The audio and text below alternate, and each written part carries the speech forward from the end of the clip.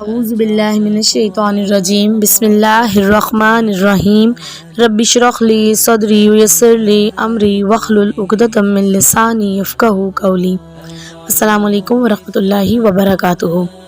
اللہ رب العزت ہم سب کو بہترین ایمانی حالات میں رکھے، اللہ تعالی ہم سب سے راضی ہو جائے۔ الحمدللہ آج ہم صدقہ فطر کے بارے میں سیکھیں گے، جسے عام زبان میں فطرانہ بھی بولا جاتا ہے۔ صدقہ فطر دراصل ہے کیا؟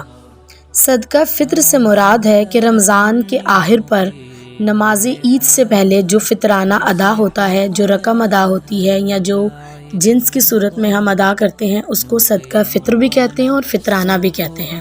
حضرت عبداللہ بن عمر سے روایت ہے کہ رسول اللہ صلی اللہ علیہ وسلم نے فطر کی زکوٰۃ 1 سا کھجور یا 1 سا جو، یعنی کہ جو ایک تو گندم ہوتی ہے اور ایک جو ہوتی ہے، 1 سا جو فرض قرار دی تھی، چاہے کوئی غلام ہے، آزاد ہے، مرد ہے، عورت ہے، عمر میں چھوٹا ہے یا بڑا ہے، تمام مسلمانوں پر صدقہ فطر جو ہے وہ فرض ہے۔ آپ صلی اللہ علیہ وسلم کا حکم یہ تھا کہ یہ صدقہ فطر جو ہے نماز عید سے پہلے ادا کر دیا جائے، چاہے وہ عید کی نماز سے چند منٹ پہلے بھی ادا ہو، لیکن نماز کی ادائیگی سے پہلے ہمیں صدقہ فطر ادا کرنا چاہیے۔ یہ بخاری میں 1503 نمبر پر روایت موجود ہے اور مسلم میں 2288 نمبر پر روایت موجود ہے۔ کہا جاتا ہے کہ اگر یہ صدقہ فطر جو ہے عید کی نماز کے بعد ادا ہو تو پھر یہ صدقہ فطر نہیں رہتا، یہ عام صدقہ بن جاتا ہے۔ صدقہ فطر نماز عید سے پہلے ہی ادا ہوتا ہے۔ اور صدقہ فطر کے حوالے سے ایک بہت اہم بات یہ ہے کہ صدقہ فطر صرف مسلمانوں کی طرف سے ادا کیا جاتا ہے، اور دوسری بات یہ ہے کہ صدقہ فطر ہر مسلمان غریب امیر پر فرض ہے۔ اور صدقہ فطر جو ہے وہ ادا کیوں کیا جاتا ہے؟ مسلم کی روایت کے مطابق کہ روزوں میں رمضان کے مہینے میں اگر کوئی کمی بیشی رہ گئی ہے تو ہر امیر غریب سب کے لیے ضروری ہے کہ وہ صدقہ فطر جو ہے اس کو ادا کریں۔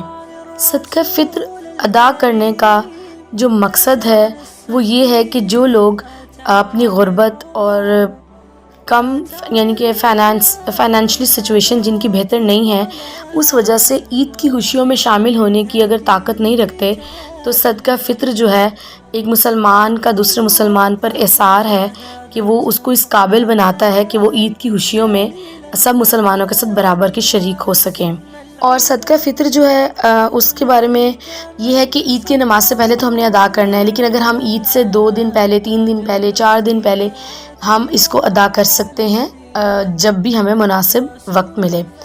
اچھا، کچھ چیزوں میں کنٹروورسی ہے کہ صدقہ فطر جو ہے وہ کیا ہم جنس کی صورت میں ادا کریں یا ہم پیسے کی صورت میں ادا کریں۔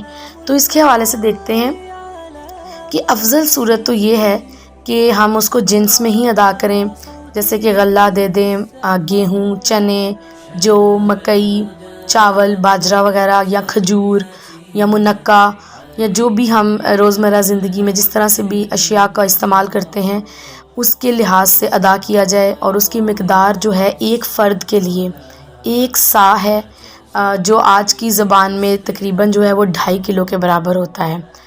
اور سم ٹائم لوگ کہتے ہیں کہ ہمیں پیسے دے دیے جائیں، تو پیسے کی ادائیگی کی ممانعت تو ثابت نہیں ہے، لیکن کوشش کرنی چاہیے کہ ہم اس کو جو ہے جنس کی صورت میں دیں۔ اور یہ اگر ایک دن کا بچہ بھی ہے نا، 1 گھنٹے کا بچہ بھی ہے کہ اگر وہ عید سے پہلے اس دنیا میں جو ہے وہ تشریف لے آیا ہے تو اس کی طرف سے بھی جو ہے وہ صدقہ فطر بنے گا۔ یہاں تک کہ جو آپ کے گھر کے اندر پرماننٹ ملازم ہیں، جو غلام ہیں، ان کی طرف سے بھی صدقہ فطر ادا کیا جائے گا۔ اچھا، صدقہ فطر ادا کس کو کیا جائے؟ تو صدقہ فطر جو ہے اس کے مصارف جو ہیں وہ زکوٰۃ والے مصارف ہی ہیں، یعنی کہ غربا، مساکین، قریبی رشتے، جو یتیم ہیں، فقراء ہیں۔ اور اگر ہمیں نزدیک میں کوئی فقراء اور مساکین نہیں ملتے تو جو زکوٰۃ کی 8 مدات ہیں نا، ان کے مطابق ہی صدقہ فطر ادا کیا جا سکتا ہے۔ اللہ تعالیٰ کے راستے میں مال لگانا دراصل اللہ تعالیٰ کے ساتھ تجارت کرنا ہے۔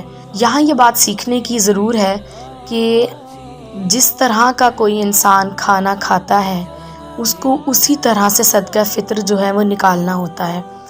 اگر ایک انسان جو ہے وہ منقع، کھجور، چاولوں کو جو ہے وہ اپنی روزمرہ زندگی میں بہت کیجولی استعمال کر رہا ہے، تو وہ اس طرح سے نہیں کرے کہ وہ اللہ تعالیٰ کے راستے کی جب بات آئے تو وہ گیہوں یا جو ہے وہ مکئی کو نکال دے اللہ کے راستے میں۔ جو چیز ہم روزمرہ زندگی میں استعمال کرتے ہیں، صدقہ فطر بھی جو ہے ہر انسان کی حیثیت کے مطابق ہے۔ اس کا وزن 2.5 کلو ہے، چاہیں تو آپ 2.5 کلو چاول ایک پرسن کی طرف سے نکال سکتے ہیں، 2.5 کلو آٹا، 2.5 کلو منقع یا 2.5 کلو کھجور۔ یہ ڈیپینڈ کرتا ہے کہ ہم فائنینشلی اعتبار سے کس پوزیشن میں ہیں اور ہمارے گھر میں روزمرہ کیا چیز استعمال ہو رہی ہے۔ اللہ رب العزت ہم سے ہمارے صدقات کو قبول فرما دے کہ نبی صلی اللہ علیہ وآلہ وسلم کا فرمان ہے کہ ہر شخص قیامت کے دن اپنے صدقے کے سائے کے تلے ہوگا۔ تو اللہ تعالیٰ ہم سے قبول فرما لیں اور ہمیں اپنی رحمتوں کے سائے میں ہمیں جگہ عطا فرمائے۔ آمین ثم آمین۔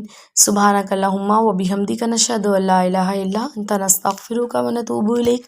السلام علیکم ورحمۃ اللہ وبرکاتہ۔